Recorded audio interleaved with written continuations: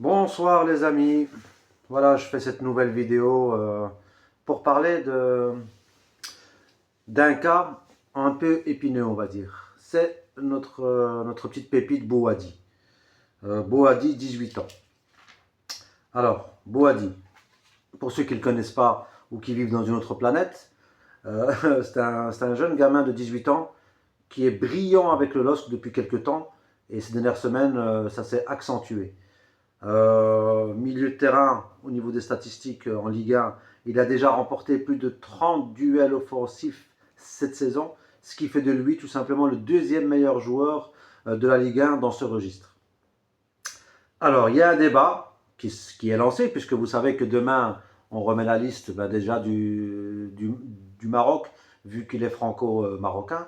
Et donc, il y a une petite pression du côté de l'équipe de France, puisqu'il est sélectionnable avec l'équipe de France, mais il y a aussi une pression du côté de la sélection marocaine, d'ailleurs qui ont fait un petit communiqué, la fédération marocaine qui a dit que la France peut tout tenter, mais son avenir sera avec le Maroc.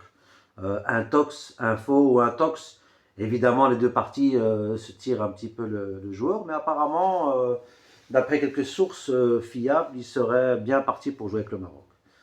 Ok. Donc, la liste de demain, est-ce qu'elle va être décisive? Bah, à mon sens, non.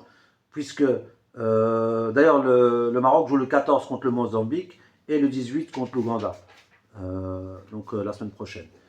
Non, elle ne sera pas décisive puisque même si il est pris, même si je veux dire, il est dans la sélection et qu'il joue les matchs amicaux et qu'il n'est pas repris pour la CAN, ce serait peut-être juste un coup pour assurer sa sélection avec les A. Mais Boadi s'inscrit plutôt dans le futur du Maroc, c'est-à-dire la Coupe du Monde 2026, les autres CAN et surtout la Coupe du Monde 2030. Je dis ça parce que notre milieu de terrain est déjà assez fourni. On peut parler d'un Kanous, d'un El Enaoui qui vient de rejoindre l'équipe en espèce de numéro 10. Et je ne parle même pas du mix des U20 qui pourrait éclore dans quelques temps aussi. Donc, cette canne, c'est pas obligatoire qu'il soit avec nous.